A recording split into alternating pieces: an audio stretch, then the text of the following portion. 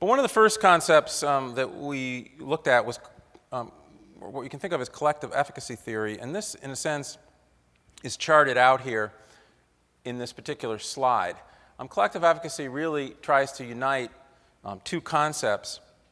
First of all, a sense of cohesion or ties among residents. Now we're not talking about deep personal ties where you're having dinner with your neighbors every night, but a sense of working trust and acknowledgement of neighbors. And secondly, a sense of the expectations about control. That is, what people will do under certain conditions of challenge. And shared expectations are crucial. When you're in any environment, the shared expectations for how you act is an important theoretical concept. And this goes back actually in the history of social thought. And we thought about this and carried it out with, we thought was a somewhat innovative way, was to use vignettes where we asked residents, how likely is it, for example, if kids were skipping school and hanging out in the corner, how likely is it residents would do something about it?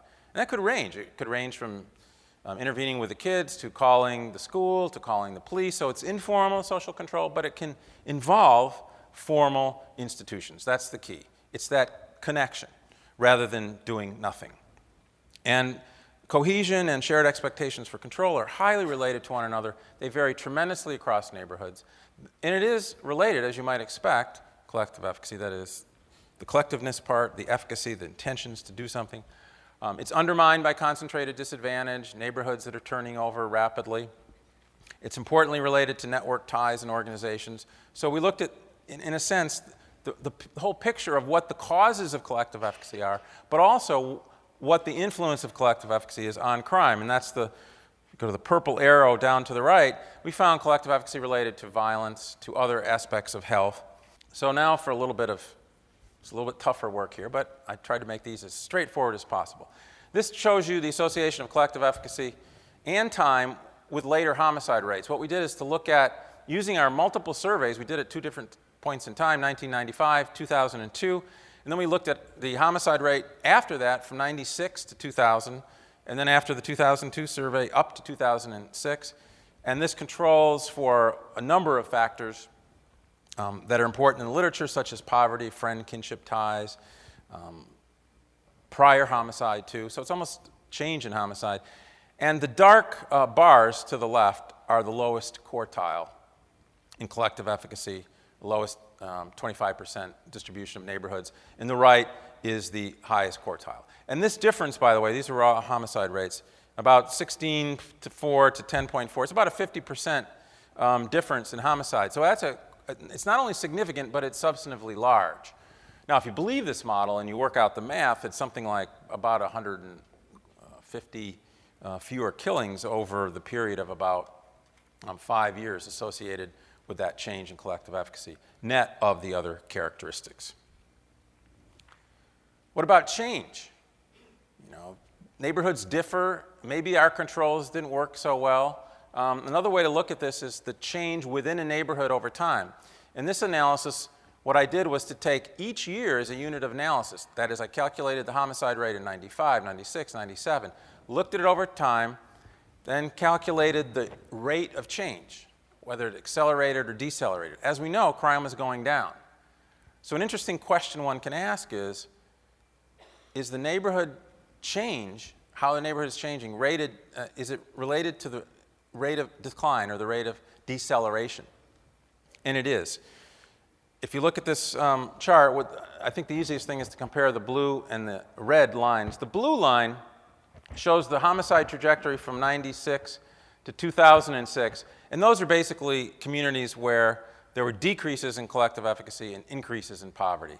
And basically, you see a pretty flat trajectory. Again, there was a secular decline in crime, but it was not going down as fast in those areas. Whereas the red dashed line are areas with increases in collective efficacy and decreases in poverty, and you see a distinct and significant differences. This controls for other changes as well, and I think provides a different way of looking at the matter. I said a moment ago that it's not just the internal characteristics. This is not a story about, there's a magic bullet out there, collective efficacy. This is just one factor.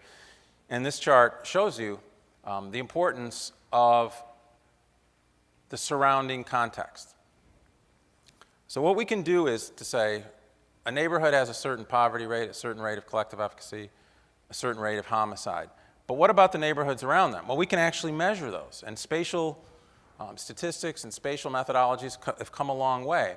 So what we were able to do is to take all the neighborhoods into Chicago and look at the kind of the ripple effects of what does it mean for a community to be located in a high-risk environment or next to other high crime rate neighborhoods. Does that have any independent effect? And it does. It has a large effect. This particular model, although it looks simple, there's only 4 bars, actually controls for a lot of the usual suspects out there in terms of racial composition and poverty, density, and so forth. But what you see when you compare the 2 bars on the left with the 2 bars on the right, that's the effect of collective efficacy, and this is a standardized homicide rate. So what you can see basically is that these areas have higher homicide rates than these areas. That's the direct effect of collective efficacy.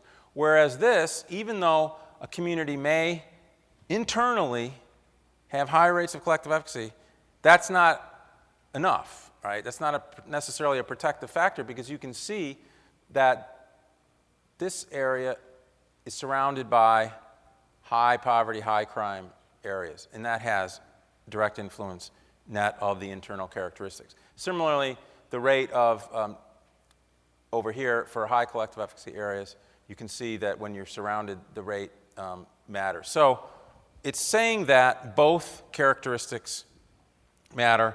That means then that in thinking about policy and thinking about theory, we really have to take the larger social structure into account. It's really a mediation of, well, individuals, neighborhoods, communities around the city, and even macro level city policies. I'll come back to that too.